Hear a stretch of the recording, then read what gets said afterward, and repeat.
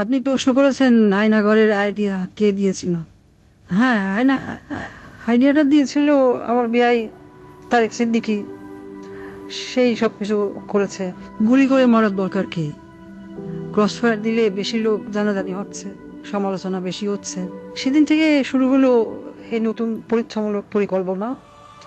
একটা ছোট্ট ঘর, 3.5 ফিট বাই 3.5 ফিট।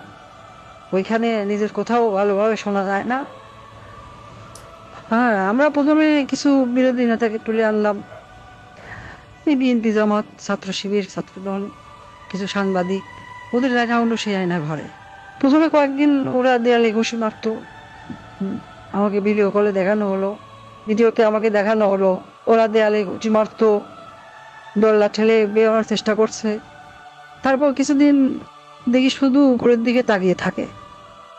তারপর এক সময় ক্লান্ত হয়ে শুধু উপরের দিকে তাকিয়ে থাকতো। প্রথম কিছুদিন কেউ বুঝতে পারতো না কতটা সময় গেছে, কয়দিন তাদের আটক রাখা হয়েছে। খাবার অনেক কম দেওয়া হতো, খাবার কম দিতে বলতাম, পানিও খুব সীমিত। কেউ কেউ নিজের আয়নায় নিজের প্রতিবিম্বকে দেখে শত্রু মনে করত, নিজেকেই আক্রমণ করা শুরু করলো। নিজের দেয়ালে নিজের হাত দিয়ে ঘুষি মারলো, হাত রক্তাক্ত করলো। আমার সবচেয়ে সুন্দর দৃশ্য ছিল যখন একজন সাংবাদিক, কি যেন ওর নাম, হ্যাঁ মাসুদ, নিজের নখ দিয়ে নিজের মুখের চামড়া ছিঁড়ে ফেলা চিৎকার করছে। আমার আমার পছন্দ হলো। সারা দেশে আরো বেশ কিছু এরকম আয়নাঘর বানালাম। যুদ্ধপরাধী রাজাকার ছেলে মেয়েদের সেখানে বন্দি করতে বললাম। মাঝে মাঝে দুই একজনকে ছেড়েও দিতাম। ফিরে এসে কেউ কিছুই বলতো না, ওইভাবে বলে দিয়েছিলাম যেন কেউ মুখ না খোলে। ব্যাস, সাপও মরলো না, লাঠিও ভাঙলো না। মানুষ ভাবলো যান বাঁচাতে স্বেচ্ছায় আত্মগোপন করেছিল, কিন্তু আমার আসল শক্তি ছিল প্রচারণায়। আমার দলের নেতাকর্মীরা, তারাও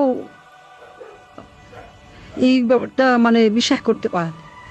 সত্যকে আমরা এমনভাবে ধামাচাপা দিয়েছি, কেউ বিশ্বাসই করতে পারছে না আয়নাঘর আসলে ঘর বলতে সত্যি কিছু ছিল।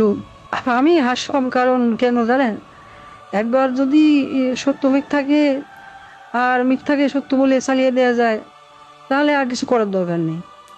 মানুষের মনে সন্দেহ ঢুকিয়ে দেওয়াই যথেষ্ট।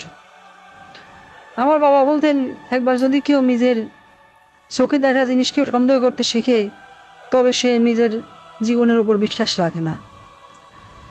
তখনই তুমি তাকে সম্পূর্ণ দখল করে দিতে পারবে। আমি তাই করেছি। আমি তাদের মনের উপর শাসন করেছি। আমি তাদের কল্পনা